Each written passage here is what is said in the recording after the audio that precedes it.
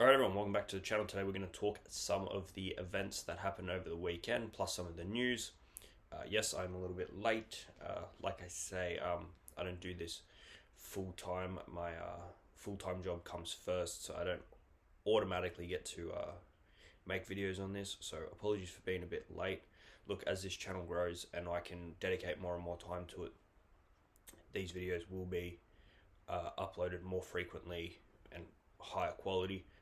But all that takes money and time and interaction with this community that we're building here. I want to do a big thanks to everybody that is subscribed. Yesterday we did hit 50 subscribers and we're nearly actually at 60. I'm very happy with that. I've been at this for a few months now. We're building. I would like to hit 100 subscribers and then 200 and then 300 and then 1,000 and so on and so forth. And yeah, so thank you to each and every one of you that is subscribed, that is interacting with the channel. That Jayaptai video that I made on the weekend is one of my more successful videos. So thank you to each and every one of you that watched. And let's talk about it. Let's start with Benn versus Chris Eubank Jr. So Benn versus Chris Eubank Jr. 2 will be taking place September 20th in London. Now, I do believe it's going to be at the Tottenham Hotspur Stadium. It was originally supposed to be, I think, the 27th, but Tottenham got put on a home game that weekend in the Premier League season, so it was talked about whether they were going to do it the week after or the week before. They've gone with the week before, September 20th. I can't wait for this fight. It'll be interesting how it goes down. Now, obviously, the first fight, everything about it was so perfect. Not only the build-up, but the fight itself, from the egg slap to Senior turning up on the night, and the fight definitely delivered. Probably fight of the year. It'll be hard to beat that. Obviously, we've got some big fights in the making that's going to come up, but that one was extraordinary, that fight, and everything around it. And the build-up was really, really good, but if the fight doesn't entertain, then the build-up is lost. Like that Times Square card, something that's supposed to be such a big thing. The fight's disappointed, so the event disappoints. That everything about it was just perfect. So I will be interested to see how they up that. I think the best way to up the first one would probably be a Benn victory, because not only that would give us the trilogy, but it would give us another chapter in the whole Benn versus Eubank family boxing sort of events over the years. So where do I sit on this fight? The first fight I thought Benn would win. Watching the fight, I thought Benn did enough to win. Eubank Jr. gets the decision. I don't really think there was any complaints about that from my end. I went back, rewatched the fight, and I think Eubank Jr. probably did deserve to win that fight narrowly, but did enough to win it. Benn looked very, very good. I guess the big talking points will be, once again, the weight. Eubank Jr. really struggled to make that weight. He's now another 6-7 months older. How's he going to make that same weight again?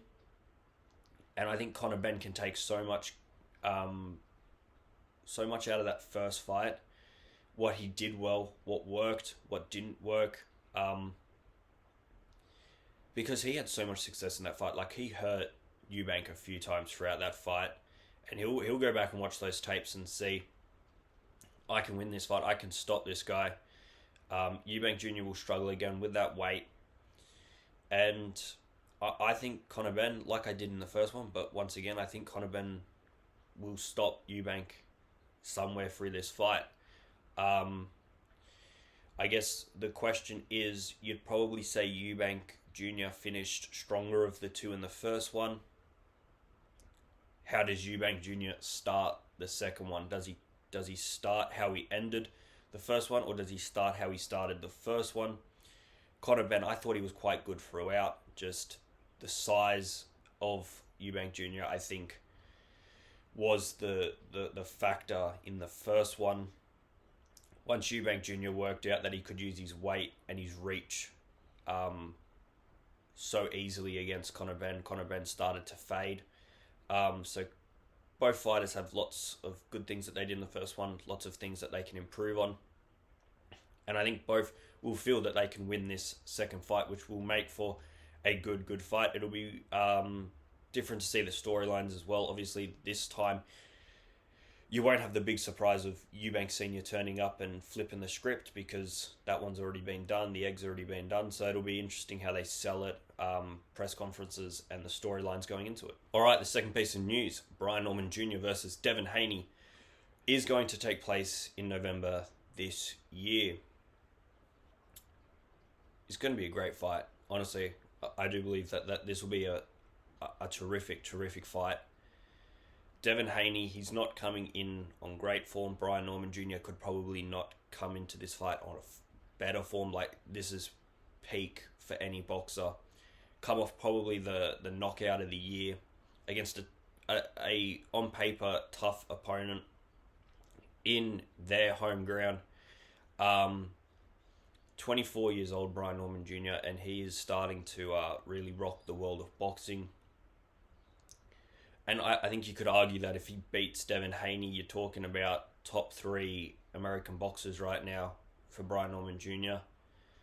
There's probably a case to be made for top 2. I mean, Devin Haney's a big name. Let's not forget that. And I do want to talk about Devin Haney because he cops a lot of slack. And the one thing you can't say about Devin Haney is he ducks, because he is searching for the biggest fights, no matter who they are. He wanted to fight Teofimo Lopez. He wanted the rematch with Ryan Garcia. Neither of those happened. He already fought Ryan Garcia once. He's fought Vasily Lomachenko. He fought a George Kambosos who just beat Teofimo Lopez. Regis Prograis. Look, he takes the big fights. Yes, that fight that he had last against Jose Ramirez really disappointed. His fight against Ryan Garcia, I think, opened a lot of people's eyes of, how good is Devin Haney. Yes, it was a juiced up Ryan Garcia, but Devin Haney still got battered. And then we talk about his, mental scarring. How is he going to hold up after that Ryan Garcia battering? He didn't look the same against Jose Ramirez. And we're now talking about a lightweight who's now going to fight welterweight. There's going to be his first fight against a 147 person. Brian Norman Jr., brute power, showing how well he can not only hit people with power, but set them up. Like that punch against Yin Sasaki was set up so well. I mean, the punch went straight through. Dropped him. And I wonder, Devin Haney struggled against Ryan Garcia. Now, I know Ryan Garcia was juiced up, but he struggled with that power. He's now going up 2 weight classes against someone with a whole heap of power, natural welterweighter. If and when Brian Norman Jr. hits Devin Haney, how is he going to react? I think that's the big question. Because I would say Devin Haney is got a better boxing IQ, and is probably more of a technical boxer than Brian Norman Jr. Most of Brian Norman Jr.'s career, we've just sort of seen that power. But I think against Yin Sasaki, we saw his boxing IQ as well. I don't think it matches Devin Haney. But, the best bring out the best. And I don't think we've seen the best of Brian Norman Jr. I would argue that we have seen the best of Devin Haney. Not saying that he can't reach his best again, but I'm just saying we know what the best Devin Haney we're going to get. I don't think we know what the best Brian Norman Jr. we're going to get. All right, that brings us to the recap of this weekend's boxing action. Lots of boxing happened this weekend. I've talked in a separate video about Christian Mbieli, about Zerto Ramirez, and about Deontay Wilder. Let's touch on Jake Paul, the most polarizing figure, I would say, in boxing.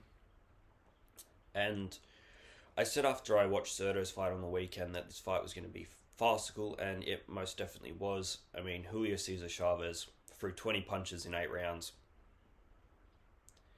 That's not a boxing fight. Let's be honest, that is just piss poor. Julio Cesar Chavez, obviously there just to get the paycheck. At the end, he said, he's back for good, but yeah, I just don't see that at all. He's there to get some big fights, get some big money before retiring if he wasn't already retired, let's be honest. Jake Paul, he makes his way into the top 15 of cruiserweight. Apparently now he's going to fight for a world title at some point. It's going to happen, I would assume. Whether that's a cruiserweight or what division it is, I'm not sure. He's not going to fight Zurdo Ramirez, even though they had a face-off. He's not going to fight Jai Optaia. Might fight Badu Jack because Badu Jack is 40 now. And I don't think he looked that impressive against Noel Mikhailian. Jake Paul's probably got enough power in him to, if he lands a shot, drop Badu Jack. It'll be a very tough fight, don't get me wrong. But it's probably the one that he'll take out of those. If not, it does sound like he really wants this Anthony Joshua fight. I think that's a great fight to make, to be honest with you. After what Anthony Joshua... I know Anthony Joshua is not in a great run of form, what happened against Daniel Dubois. But let's not forget, the last time Anthony Joshua fought someone that's not a full-time boxer, or not a sort of long-time experienced boxer in Francis Ngannou. I mean, lights out. It was just too easy. And to be honest, I'd love to see Anthony Joshua do that to Jake Paul. Yeah, that's about all I've got to say on it. I think Jake Paul does bring good stuff to boxing. I think he brings a lot of bad stuff as well. The fact that he keeps saying he wants to fight Gervonta Davis, I mean, the height and weight differential is ridiculous in my opinion, but that is my opinion. Floyd Schofield, boy did I get that one wrong. He knocked out Tevin Farmer in the first round, just pieced him apart. Excellent performance by Floyd Schofield. I want to see him and Shakur get it on. If Shakur gets through Zepeda, that's the fight. Schofield, Shakur, world title. Lots of people saying Floyd Schofield versus Abdullah Mason. Yeah, I think that's a good fight as well, but I think Floyd Schofield probably deserves a shot at the title that he should have already had a shot at. Avius Griffith, he gets stopped in the 10th round by Julian Rodriguez. Very, very entertaining fight. Rene Alvarado, he beats Victor Morales. And Raul Curiel, he knocked out in the 4th round Victor Ezequiel Rodriguez. Raul Curiel, now the North American Boxing Federation welterweight champion. Good win. Now, I did touch on it. Zurdo Ramirez did face off against Jake Paul. Though after that, it does sound as though Jake Paul will not fight Zurdo Ramirez. Jake Paul's got his sights set on, I would say, bigger names. Because Zurdo Ramirez, although a cruiserweight champion and relatively a big name, it doesn't compare to the type of money he'll bring in to fight an Anthony Joshua or Gervonta Davis. That's just how it goes. And obviously Jake Paul does not think he is going to beat Zurdo Ramirez for that world title, so he's not taking that fight. If Jake Paul's going to lose, he wants to lose to a big name. I know that sounds disrespectful to Zurdo Ramirez, but that's just how lots of the fans of Jake Paul will see it. Because lots of the people that follow Jake Paul in boxing don't actually know boxing that well. They'll know the big names. They're probably relatively new to boxing, and they'll say Zurdo Ramirez, whereas they'll say Gervonta Davis, Anthony Joshua. Obviously, Jake Paul's brother, he fought Floyd Mayweather. So I think we're going to just see Jake Paul probably have an exhibition fight next. But most importantly, it looks like we might actually get Zurdo Ramirez versus Jai Optaia. Obviously, it's just sort of paper talk right now. Zurdo did say that he is going to fight Jai Optaia. We know Jai Optaia is ready. But until that contract's signed, nothing happens. Jai Optaia is just so good. I would love to see him become undisputed, unify all the belts at cruiserweight before moving up to heavyweight. He just turned 30, so there's still time for him to, in the next year and a half, get his 2 fights. Fight Zurdo, get those belts. Fight Badu Jack, get that one. And then move his way up to heavyweight. Obviously, Jai Tire, it'll be interesting to see how he transitions to heavyweight. Usyk, the current champion who moved up from cruiserweight, I do believe he is a few inches taller than Jai. So it'll be interesting to see how Jai can adjust to that weight. Although, from what we saw from Usyk, if you've got the speed, you've got the skill, you've got the power, the weight makes no difference. Obviously, he won't want to fight heavyweights at 199 pounds. He's going to want to be in there at probably at least 220. I think at least. But we'll see. We'll see what Jai decides for himself. All right, this weekend, another weekend of boxing coming up. We've got Jack Catterall versus the Harlem Eubank. That's the event this weekend, free on DAZN, I believe. So I'll probably make some videos talking about that event this weekend. Obviously, I'm going to talk about Sky Nicholson. I do like talking about the Australian boxers on this channel. Not only is it because I'm Australian, but I think Australian boxing is not talked about very much on a global stage. Not saying that this is a global stage, although it is accessible to the world. I do like to give props to all the Australian boxers fighting, and Sky Nicholson does fight this weekend. New weight division, seeking to become a 2-division world champion. I was very surprised that she lost to Tiara Brown. Not saying Tiara Brown's not good, I just thought Sky Nicholson would be able to beat her. Unfortunate, very close decision.